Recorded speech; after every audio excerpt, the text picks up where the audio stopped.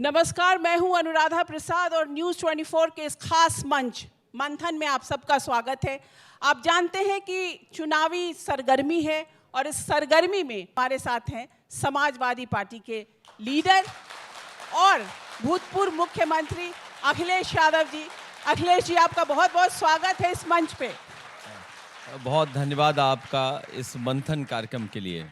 जी अखिलेश जी, चुनावी सरगर्मी है और इस सरगर्मी में ना बहुत मज़ेदार बातें हो रही है। केशव प्रसाद मौर्य ने ये बोला कि 100% में 75 हमारा है और बाकी 25 में भी ज़्यादा हमारा है। अब बताइए इसको क्या कहा जाए कि उन्होंने तो पूरा 100% जो है ना वोट अपने तरफ करने की बात कर ली है।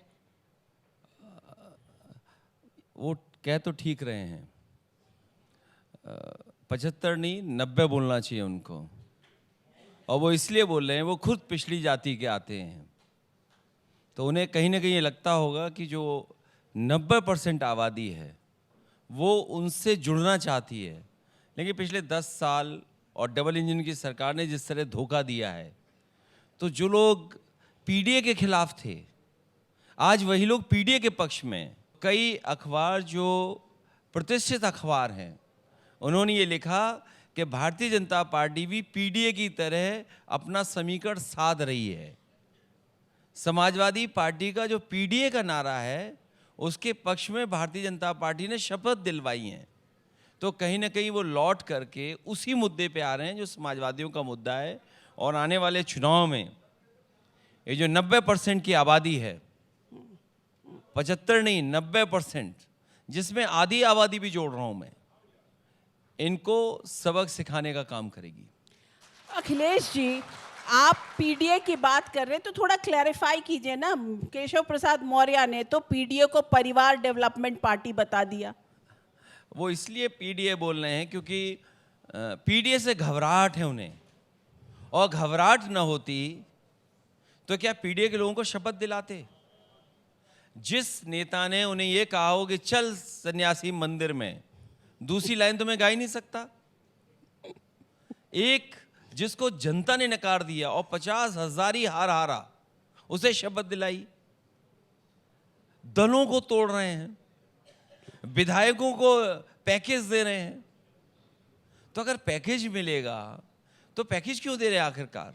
तो खुल के बोलिए ना, पैकेज क्या है? पैकेज सिक्योरिटी का है। आपके विधायकों को भी तो तोड़ा गया है। तो क्योंकि जब हमारे विधायकों तक बात पहुंची तो मुझे पता लगा कि बीजेपी के पास पैकेज है, सिक्योरिटी का पैकेज है, सुनने में आ रहा कुछ ठेकों का पैकेज है, सुनने में आ रहा शपथ दिलाने का पैकेज है। तो ये सब पैकेज का हिस्सा है। और भी कुछ ऐसे चीज़ें हैं जो स्वार्थ में, लालच में उनके साथ चल देते हैं, जिसके कारण। तो कोई अगर स्वार्थ में जा रहा है अखिलेश जी, तो इसका मतलब तो यही हुआ ना कि जब वो आपके पास आए थे तब भी उनका स्वार्थ ही कहीं ना कहीं होगा।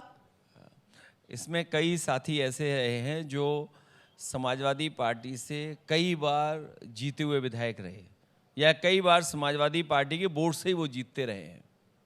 और वो सामने कौन था जिसको हरा के? वो बीजेपी के बोर्ड से मुकाबला रहा उनका।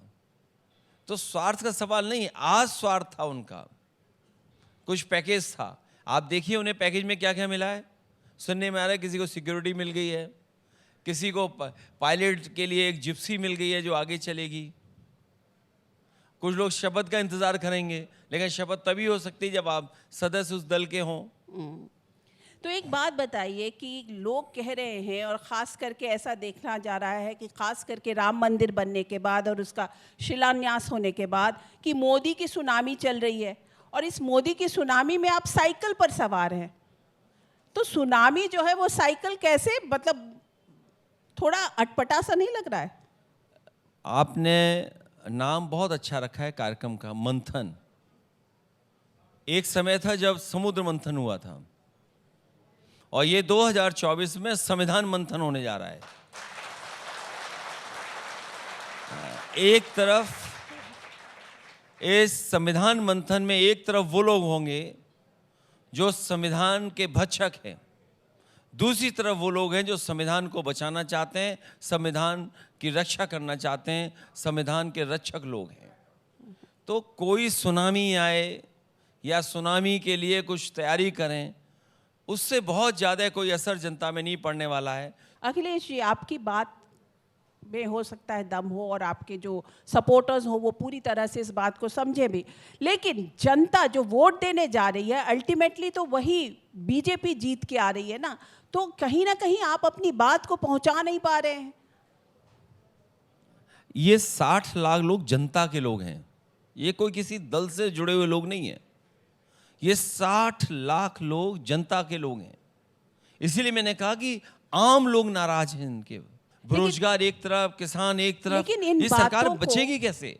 लेकिन अखिलेश जी, वही सवाल है कि इन बातों को आप लोग भुना नहीं पा रहे हैं। अगर सोशल मीडिया पर भी देखा जाए तो जब आप साड़ की बात करते हो वो ज़्यादा चलता है, और ये बेरोजगारी वाली बात या इन बातों पर, पेपर लीक की बात पर उतना नहीं चल पाता है। मतलब कहीं ना कहीं देयर इज अ डिस्कनेक्ट। बेरोजगारी और जिन नौजवानों ने परीक्षा दी थी उनको ये सरकार फेस नहीं कर पा रही। बच्चों को धरना चला, सरकार ने बहुत कोशिश की धरने को दबा दें, उनकी आवाज़ को दबा दें। इलाहाबाद में धरना हुआ, कई बच्चों को पुलिस उठा ले गई, पूरी बैरिकेडिंग की, जो कुछ सरकार कर सकती थी वो किया। अंततः क्या हुआ? आरओ एआरओ का उन्हें पेपर कैंसिल करना पड़ा, जो बच्चों की मांग थी उसको स्वीकार करना पड़ा। इसी तरह जो पुलिस भर्ती का था, जब सरकार को पता लगा कि लाखों लाख छात्र नौजवान लखनऊ आ गए हैं, सरकार ने अपने आप स्वीकार कर लिया और पेपर कैंसिल कर दिया। ये सरकार घबराई हुई है, और घबराई हुई सरकार को जनता उखाड़ देगी। कोई बचने वाली सरकार नहीं है ये। असली देश की लड़ाई यूपी में होने जा रही। हालांकि पूरे देश में चुनाव होगा, देश में बहुत सारे दल हैं जो भारतीय जनता पार्टी को हटाना चाहते हैं, लेकिन जिस तरह की लड़ाई उत्तर प्रदेश में होने जा रही है वो आमने सामने की लड़ाई है, और जो उत्तर प्रदेश जीतेगा वही देश का भविष्य बनेगा। और जो लोग 14 में आए थे, जो लोग 14 में आए थे वो 24 में चले जाएंगे। और कभी कभी हम लोगों ने सुना है लोगों से कि हिटलर का भी राज 10 साल रहा था, 10 साल से ज्यादा नहीं रहा था। तो आप क्या मोदी जी को हिटलर कह रहे हैं? नहीं, मैं नहीं कह रहा, नहीं, मैंने किसी को हिटलर नहीं कहा, मैंने तो केवल राज कहा है। अच्छा, ये बताइए कि मैं बड़े किसी मन व्यक्ति से, के बारे में नहीं कह रहा हूं, मैंने तो जो पढ़ा है। और आजकल तो बच्चे गूगल तुरंत कर सकते हैं अगर बात गलत हो मेरी, क्योंकि जो बात ये आपके माध्यम से सुनेंगे वो हो सकता है वो गूगल करें और देखें कि भाई वो राज कितने साल का था। वो भी 10 साल का था, और वहाँ तो एक मिनिस्टर था प्रोपेगेंडा के लिए, वहाँ बाकायदा एक मिनिस्ट्री थी प्रोपेगेंडा के लिए। यहाँ तो पूरी सरकार प्रोपेगेंडा पे चल रही है।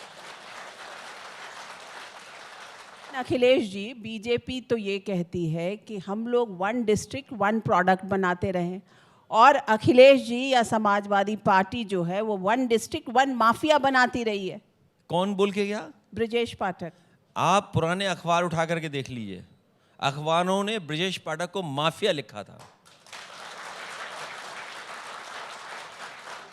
और ये बात मैं नहीं कह रहा हूं, जो लोग उत्तर प्रदेश की पॉलिटिक्स को समझते होंगे वो बंदूक लेके किसकी चलते थे, किसकी चौकीदारी करते थे, ये बात मुझे नहीं बतानी है। इसीलिए तो संविधान मंथन होने जा रहा है। ये सामान्य चुनाव नहीं है, कोई कहने को तैयार नहीं है। अगर वो माफिया दूसरे को कह रहे हैं, कोई ये कहने को तैयार ही नहीं कि माफिया सबसे ज्यादा बीजेपी में है। आप बताइए, बनारस का सबसे बड़ा माफिया कौन है? चंदौली का सबसे बड़ा माफिया कौन है? बिजनौर का सबसे बड़ा माफिया कौन है? आपके मिर्जापुर का सबसे बड़ा माफिया कौन है? जौनपुर का सबसे बड़ा माफिया कौन है? अरे इसकी सूची तो दें। और आज जितने भी माफिया हैं सब भारतीय जनता पार्टी में हैं। और भूल जाइए, हमारे उत्तर प्रदेश के पहले मुख्यमंत्री हैं जिन्होंने अपने मुकदमे वापस लिए, और अपने तो लिए ही लिए, डिप्टी सीएम के भी मुकदमे वापस लिए। अच्छा, और वो कैबिनेट में है। अगर ये बात गलत हो तो बता दें हमें। अच्छा, ये बताइए अलायंस पर ही कि आपका और जयंत चौधरी जी का, आरएलडी का बड़ा अच्छा अलायंस था। वो तो कह रहे थे कि मैं चवन्नी नहीं हूँ जो पलट जाऊंगा। तो चवन्नी तो क्या हो गया चवन्नी को? जो बात आप कह रही हैं वही मैंने माना था,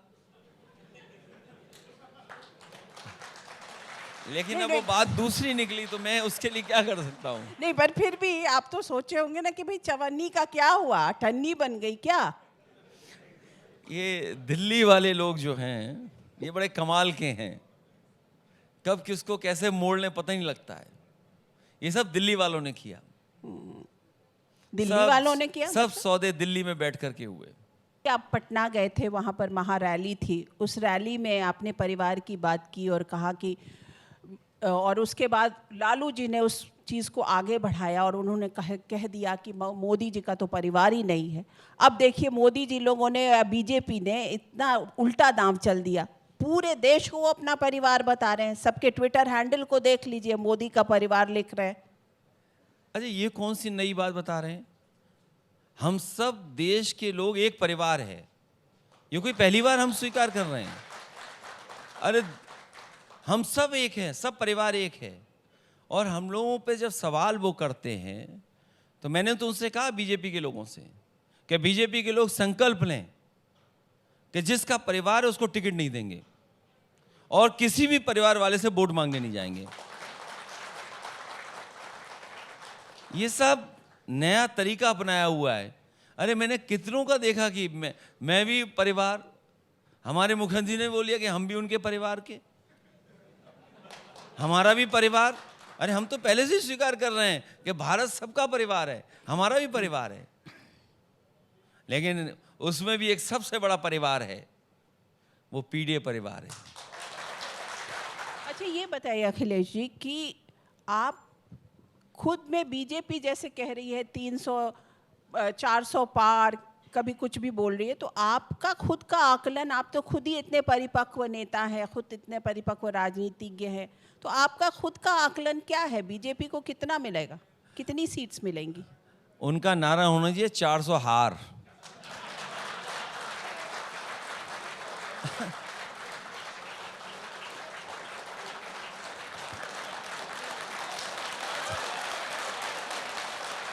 ₹400 आर, ये थोड़ा क्लियर कीजिए, 400 आर क्या? 400 हार इसलिए कि उन्हें हर नेता चाहिए अपनी पार्टी में। महाराष्ट्र में देखिए कितने नेताओं को अपनी पार्टी में शामिल कर लिया। आप पे अपने पास नेता ही नहीं है, आप पे अपने लीडर्स ही नहीं है।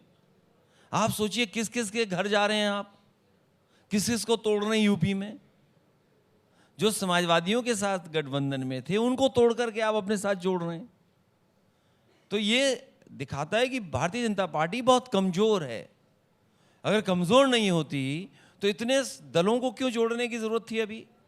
अगर अपनी ताकत से वो लड़ते और डबल इंजन का इतना वो उनको इस तरह का था माहौल कि डबल इंजन से वो जीत सकते हैं, तो क्या जरूरत थी और दलों को तोड़ने की? तो इसलिए मेरा मानना है कि भारतीय जनता पार्टी इस समय बहुत कमजोर दल दिखाई दे रहा है मुझे। ये आपको नहीं लगता कि थोड़ा ज्यादा बड़बोलापन है, कमजोर दल दिखाई पड़ रहा है? नहीं, अगर कमजोर नहीं थे तो आप गठबंधन तोड़ क्यों रहे हो? दूसरे गठबंधन क्यों तोड़ रहे हैं आप? कर्नाटक में आपने दल को तोड़ा, वो गठबंधन में किसी और पार्टी के साथ था, आज आपके साथ है। यूपी में आप देख लीजिए किसके साथ चुनाव लड़े थे, आप अपने साथ जोड़ रहे हैं आप। बिहार का हालत देख लीजिए आप, नीतीश कुमार जी जो गठबंधन बनाने वाले थे, तो बीजेपी को पता था इस बात का कि अगर नीतीश कुमार जी दूसरों के साथ रहेंगे तो भारतीय जनता पार्टी का खाता नहीं खुलेगा। तो उन्होंने न जाने क्या क्या स्वीकार किया होगा। लेकिन फिर ये तो आप लोगों की गलती थी ना कि आपने नीतीश कुमार को फिर संयोजक बनाने की सोच रहे थे। फिर आप लोग नहीं उन समझ पाए ना बीजेपी की राजनीति को। नहीं नहीं, हमारी राजनीति नहीं दूसरे लोग समझ पाए। हम उन्हें प्रधानमंत्री बनाना चाहते थे। अब देखिए बीजेपी उन्हें मुख्यमंत्री से रिटायर कर देगी, लेकिन हम लोग प्रधानमंत्री बनाना चाहते थे और वो मुख्यमंत्री से रिटायर हो जाएंगे। अच्छा एक बात बताइए कि ऑन अ सीरियस नोट, जिस तरीके से पार्टीज को बीजेपी ने डिवाइड किया, तोड़ा। महाराष्ट्र का एग्जाम्पल ले लीजिए, शिवसेना को जिस तरीके से उन्होंने तोड़ा, फिर उस पार्टी को पूरे कब्जे में ले लिया। तो आपको भी डर लगता है क्या कि आपकी समाजवादी पार्टी पर भी इसी तरीके का हमला हो सकता है? समाजवादी लोग डरने वाले नहीं हैं, और हम तो आपके माध्यम से कहते हैं जिसको जाना है जाए अब, क्यों अब तो जनता चुनाव लड़ाएगी, जनता नहीं जाने वाली। ऐसे जितने लोग गए हैं उनको जनता सबक सिखाएगी इस बार। लेकिन बीजेपी का जो बैंडविड्थ है वो बहुत बड़ा है, चाहे वो चर्चा हो, पर्चा हो, खर्चा हो, सब में बहुत बड़ा है। ये नेताजी का ही शब्द होता था कि चुनाव के लिए 3 चीज़ों की बहुत ज़रूरत होती है, पर्चा, खर्चा और चर्चा। वो तीनों में वो बहुत आगे हैं। तो इसको आप लोग कैसे, इस ऑनस्लॉट को कैसे झेलेंगे, इसको कैसे, इसका मुकाबला करेंगे? जिस तरह से भारतीय जनता पार्टी ने निराश किया किसानों को, एमएसपी की मांग कोई नई नहीं है। किसान मांग कर रहे हैं कि उन्हें एमएसपी दी जाए और कानूनी अधिकार मिले उसके लिए। बीजेपी घबरा रही है, स्वामीनाथन जी को भारत रत्न दे दिया, चौधरी चरण सिंह जी को भारत रत्न दे दिया, इसीलिए कि कम से कम किसानों के बीच जा सकें। ये जो बड़ी लंबी कतार दिखाई दे रही बेरोजगारों की, और सोचिए कितना एक्सप्लॉइट कर रहे हैं बेरोजगारी को, कितना एक्सप्लॉइट कर रहे हैं गरीबों को भारतीय जनता पार्टी के लोग। उन्हें कहाँ जाना पड़ रहा है? नौकरी के लिए रशिया जाना पड़ रहा है, वॉर जोन में भेजा जा रहा है उन्हें। आपके तमाम नौजवान लाइन में लग करके इजराइल जा रहे हैं। सोचिए इससे ज़्यादा कमज़ोर और क्या दल हो सकता है कि जो भारत में नौकरी न दे पाए। और हम तो उत्तर प्रदेश की बात करते हैं जहाँ इन्वेस्टमेंट मीट की गई, कोई एक इन्वेस्टमेंट मीट नहीं हुई। यूपी में लगातार इन्वेस्टमेंट मीट हुई, एक हुई, देश के उद्योगपति आए वहाँ पे, डिफेंस को लेकर के उन्होंने बहुत बड़ा कार्यक्रम किया कि डिफेंस इन्वेस्टमेंट आएगा। क्या आया? जमीन पर क्या पहुंचा? नहीं, अभी ग्राउंड। लेकिन अगर यूपी, उत्तर प्रदेश की बात करें तो अगर महिलाओं से बात करें, लोगों से बात करें, तो एक सुरक्षा की भावना उनको दिखती है। एक उनको ये दिखता है कि डेवलपमेंट हो रहा है, सड़कें बन रही हैं, इंफ्रास्ट्रक्चर में ग्रोथ हो रहा है। तो ये चीज़ तो है ना, इसको कैसे कोई डिनाई कर सकता है? हम अगर उदाहरण ही ले लें इंफ्रास्ट्रक्चर का, कोई एक एक्सप्रेसवे उत्तर प्रदेश में भारत सरकार से आया हो तो बता दें हमें आप। जिस प्रदेश ने सबसे ज्यादा लोकसभा के सांसद जिताए हो, जिस प्रदेश ने प्रधानमंत्री दिया हो, लेकिन दिल्ली से एक भी एक्सप्रेसवे उत्तर प्रदेश को नहीं मिला। जो एक्सप्रेसवे बन भी रहे वो अपने संसाधन से उत्तर प्रदेश बना रहा है। जो बने हैं कहीं ना कहीं समाजवादियों का अलाइनमेंट था, जिसकी वजह से आज वो काम कर रहे हैं, आगे बढ़ रहा है। तो उत्तर प्रदेश की भी सरकार अगर बना रही है तो डबल इंजन की सरकार है ना, फिर वो बना पा रही है। वही तो मैं जानना चाहता हूं कि भारत सरकार ने कौन सा एक्सप्रेसवे दिया है। भाई यूपी के अपने संसाधन से बन रहा है मान लीजिए, और वो भी अपने एक उद्योगपति को खुश करने के लिए उसको पैकेज बना दिया, उसको दे दिया आपने। आप ये तो एक भी पावर प्लांट बनाया हो तो बता दें, एक पावर प्लांट। कौन सा नया पावर प्लांट भारत सरकार ने उत्तर प्रदेश को दे दिया? जो पिछली बार दिए थे वही है, एक भी नहीं दिया। कौन सी नई मेट्रो उत्तर प्रदेश में आ गई? नोएडा को दिल्ली जोड़ने वाली, ये समाजवादियों की देन है। नोएडा से ग्रेटर नोएडा जोड़ने वाली समाजवादियों की देन है। आगरा में जो वर्चुअली उद्घाटन हुआ समाजवादियों की देन है। लखनऊ में जो मेट्रो चल रही समाजवादियों की देन है। कानपुर में जो मेट्रो चल रही वो समाजवादियों की देन है। इनसे हम जानना चाहते हैं, भारतीय जनता पार्टी बताए कि 10 साल दिल्ली के और उत्तर प्रदेश के 7 साल में किस शहर में मेट्रो लेकर के आए? क्या प्रधानमंत्री जी के क्षेत्र में मेट्रो आ गई? क्या मुख्यमंत्री जी के क्षेत्र में मेट्रो आ गई? मुख्यमंत्री ने कहा कि हम लाएंगे मेट्रो गोरखपुर में। क्या 7 साल में मेट्रो आ गई वहां? और मैं आपसे आज दावा करके जा रहा हूं, अभी बरसात आएगी, मेट्रो तो नहीं चलेगी वहां, लोगों को नाव में चलना पड़ेगा वहां पर, क्योंकि वो अभी तक नाला नहीं बना पाए अपने गोरखपुर में। अच्छा, ये बताइए कि अभी थोड़े दिन पहले मोहन यादव जी मध्य प्रदेश के मुख्यमंत्री बने हैं। वो आजकल उत्तर प्रदेश का बहुत दौरा कर रहे हैं, और दौरा भी कर रहे हैं और ज़ोर ज़ोर से बोल रहे हैं कि ये देखिए क्या हुआ है, भारतीय जनता पार्टी में आइए, ये हम वैसा यादव कौन जिसने डंडा ना उठाया हो, ऐसा यादव कौन जिसने धैर्य से लोगों का सामना न किया, मतलब बहुत सारी बातें वो कह रहे हैं और सडनली उनको भारतीय जनता पार्टी यादवों का बड़ा नेता करार कर रही है। और इसमें कोई शक नहीं है, क्योंकि उन्होंने जो बोला वो सही है कि मैं ऐसे गांव से आता हूं जहां पर 500 भी यादव नहीं थे, लेकिन फिर भी मुझे मुख्यमंत्री बना दिया। तो चैलेंज लग रहा है आपको क्या? वो जो भाषण दे रहे थे वो इसलिए दे रहे थे कि वहाँ पर यादव आए ही नहीं थे।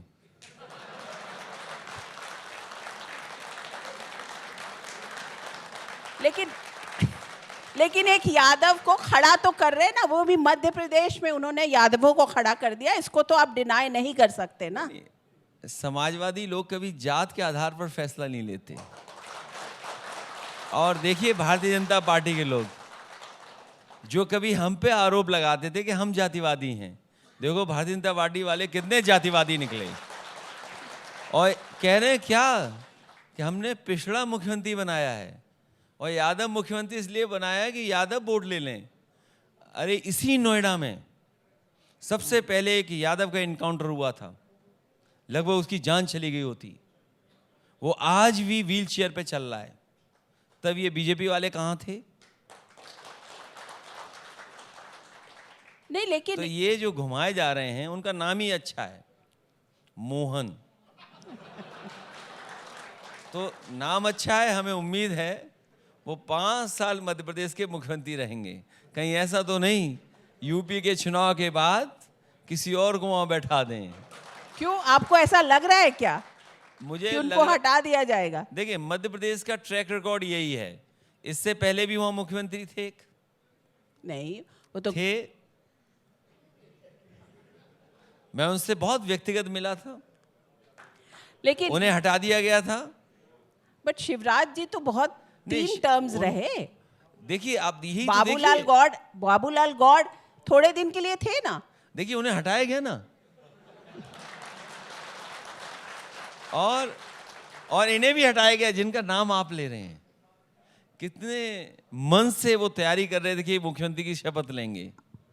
वो मुझे लाइन उनकी याद नहीं आ रही, वो जो उन्होंने कहा था जब वो हट गए तब कुछ उन्होंने बहुत दुखी मन से कहा था। आखिरकार मुख्यमंत्री तो उन्हें बनना चाहिए था, क्योंकि लाडली योजना से जनता ने वोट दिया। नहीं, बट पूरा मध्य प्रदेश सोच रहा था कि वही मुख्यमंत्री बनेंगे। तो देखिए बीजेपी ने उन्हें हटा दिया, तो कल उन्हें हटाया था, आगे आने वाले समय में इन्हें हटाएंगे।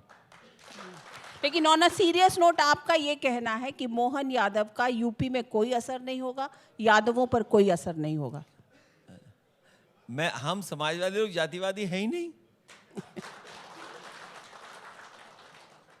और बीजेपी के लोग ये सोच रहे हैं कि किसी को एक पद देने से समाज का भला हो जाएगा। ये पीडीए की लड़ाई बड़ी लड़ाई है जो बीजेपी समझ रही है, इसीलिए मुख्यमंत्रियों को यहाँ भेज रही है कि कम से कम कुछ लोगों को गुमराह किया जा सके। लेकिन जनता जागरूक है, इस बार लड़ाई बड़ी है और बड़े फैसले होने जा रहे हैं उत्तर प्रदेश से, और हमें उम्मीद है कि जनता मदद करेगी। जो काम करने वाले लोग हैं उनके साथ जनता खड़ी दिखाई देगी। चलिए, एक चीज तो मैंने माना कि आप कह रहे हैं समाजवादी पार्टी जो है वो जातिगत नहीं करती है, राजनीति नहीं करती है। तो मोदी जी भी यही कहते हैं कि 4 देश में 4 जातियां हैं, गरीब, पिछड़ा और नारी, किसान। तो आप मतलब दोनों, अखिलेश यादव और नरेंद्र मोदी जाति के मामले पर एक ही पेज पर हैं, दोनों सेम सोच रहे हैं। आप भी यही सोच रहे हैं, वो भी वही सोच रहे हैं। हालांकि ये बात मुझे नहीं कहनी चाहिए, लेकिन फिर भी कह दूं बीजेपी के लिए, अगर उन्होंने मंडल कमीशन की प्रस्तावना पढ़ी होती तो गरीबी को इस तरीके से नहीं बांटते। क्योंकि हमारे देश में जो गरीबी का आकलन हुआ वो जात के हिसाब से हुआ। जो मंडल कमीशन की प्रस्तावना है उसमें यही कहा गया है कि जाति के आधार पर लोग गरीब हैं, इसलिए जाति के आधार पर आरक्षण है। जो बीजेपी का सोचना है वो अलग तरह से सोचना है, जैसे सबका साथ सबका विकास। सबके साथ में सब गैर बराबरी नहीं खत्म होती। आप जब तक गैर बराबरी नहीं खत्म करोगे तो सबका साथ कैसे लोगे आप? जो हमारी लड़ाई है वो बहुजन समाज को आगे बढ़ाने की, बाबा साहब भीमराव अम्बेडकर जी ने जो अधिकार दिए, उन अधिकारों के तहत उन्हें हक सम्मान मिले, वो लड़ाई है, तब सबका साथ होगा। अच्छा अखिलेश जी, एक बात बताइए ऑन अ लाइटर नोट, ये बताइए कि जब डिम्पल जी भी राजनीति में हैं, आपका पूरा परिवेश राजनीति में, तो जब डिनर टेबल पर बैठते हैं तो पॉलिटिक्स की बातें होती हैं?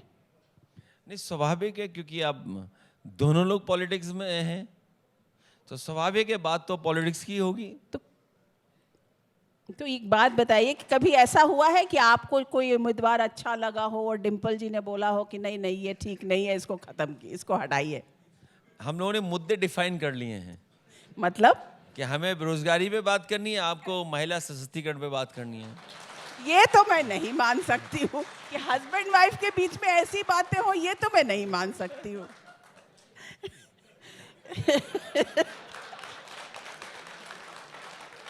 हाँ, मैं ये समझना चाह रही हूँ, मैं इसको इसलिए पूछ रही थी क्योंकि जैसे धर्मेंद्र यादव जी का नाम आया था, फिर वो नाम हट गया वहाँ से, तो इसलिए मैं ये पूछना चाह रही हूँ कि क्या था, मतलब क्यों ऐसा क्यों हुआ? धर्मेंद्र जी का नाम आया था, धर्मेंद्र यादव जी का, फिर वहाँ से शिवपाल जी का आ गया, क्या बात रही? एक जगह हम लोगों ने मजबूत प्रत्याशी दिया है, दूसरी जगह भी मजबूत प्रत्याशी देंगे। चाचा सीनियर लीडर हैं, मजबूत प्रत्याशी हैं। धर्मेंद्र कई बार सांसद रह चुके, वो भी मजबूत प्रत्याशी हैं। तो एक लोकसभा में एक मजबूत प्रत्याशी, दूसरी लोकसभा में दूसरा मजबूत प्रत्याशी। ये तो हमारी रणनीति का हिस्सा है कि हमें किसको कहाँ से लड़ाना है। अच्छा, आप एक बात बताइए कि आपकी जो बेटी है वो भी आजकल सोशल मीडिया पर काफ़ी एक्टिव है, तो क्या वो राजनीति में कदम रख रही हैं? क्योंकि आजकल तो युवाओं की बात हो रही है ना। दरअसल वो जितने भी अकाउंट हैं सब फर्जी हैं मेरे बच्चों के। अच्छा, मैं कई बार एफआईआर लिखा चुका हूँ, बीजेपी वाले बंद ही नहीं होने देते हैं। कुछ अकाउंट तो बीजेपी वाले चलवा रहे हैं। नहीं पर मैं 42 या कितने अकाउंट्स थे, सब पे एफआईआर लिखवाई है मैंने, और अभी तक कार्रवाई नहीं हुई। सोचिए, अगर आप योगी और प्रधानमंत्री जी के खिलाफ लिख दोगे कुछ, कल कार्रवाई हो जाएगी, पुलिस आ जाएगी अभी तुरंत। आप ये कहना चाह रहे हैं कि एक भूतपूर्व मुख्यमंत्री ने एफआईआर लिखवाने की कोशिश किया, एफआईआर लिखवाया, उसे तवज्जो नहीं दिया गया, उसको सुना नहीं सरकार ने, सिस्टम ने इस बात को सुना नहीं? ये पहली बात नहीं है, मैं इससे आगे की भी बात बताता हूं अभी आपको। मैंने कई जगह एफआईआर लिखाई, क्योंकि सोशल मीडिया के जो अकाउंट्स हैं वो बीजेपी के लोग चला रहे हैं, उन पे कोई कार्रवाई नहीं हुई। इतना गलत भाषा का इस्तेमाल, इतनी गलत पिक्चर्स का लगाना, हम लोगों ने कई बार शिकायत की है, क्योंकि वो बीजेपी के कार्यकर्ता थे, इसलिए उन पर किसी पे कार्रवाई नहीं हुई। और देखिए बीजेपी की सरकार कमाल की कैसी है। यहाँ पर नोएडा में हमारे कार्यकर्ताओं ने, और उस समय क्योंकि कोरोना के पाबंदियाँ थीं, तो एक कार्यक्रम किया था जिसमें सामान्य तरह से स्वागत हो गया। हम लोगों को पता ही नहीं लगा कौन जांच कर रहा है, कौन आईओ है। जब चार्जशीट थमा दी गई तो हमारे खिलाफ और जयंत चौधरी जी के खिलाफ उसमें चार्जशीट हो गई। और कमाल की बात इसमें यह है कि हमारे खिलाफ चार्जशीट जिसने की वो यादव अधिकारी ढूंढ करके लगाया, और जयंत चौधरी जी के खिलाफ जिसने चार्जशीट लगाई उसमें जाट अधिकारी ढूंढ के लगाया। सोचिए, ये है बीजेपी। मतलब बहुत स्मार्ट है ना? स्मार्ट नहीं है, इसमें क्या है स्मार्ट है जो पकड़ी गई आपकी बात। जब उन अधिकारियों से पूछा कि भाई तुम्हें शर्म नहीं आती, तुम एफआईआर लिखा रहे हो और चार्जशीट कर रहे हो, बोले हम पे बहुत दबाव था ऊपर से। तो भाई अगर दर्ज करानी थी या चार्जशीट कराना ही था तो यादव अधिकारी क्यों ढूंढा आपने? किसी भी अधिकारी से चार्जशीट करा देते आप। तो ये है उनके तरीका काम करने का। अच्छा, ये तो जो तरीका है वो पकड़ा गया है, इसीलिए तो 10 साल बाद ये जाने वाले लोग हैं। इनका सब झूठ पकड़ा गया है। अच्छा, ये बताइए कि आरएलडी से जो लोग अब बीजेपी में जाने से नाखुश होंगे, आरएलडी के लोग को, उनको आप खुले मन से, खुले दिल से अपनाएंगे? अभी किसी को नहीं अपनाएंगे, अब केवल चुनाव में जाएंगे हम लोग और अगली बार देखेंगे क्या होना है। चलिए ठीक है अखिलेश जी, हमसे बात करने के लिए आपका बहुत बहुत शुक्रिया। तो ये थे अखिलेश यादव जी, न्यूज़ 24 के मंथन में आपसे फिर मुलाकात होगी। नमस्ते। बहुत धन्यवाद आपका, बहुत धन्यवाद।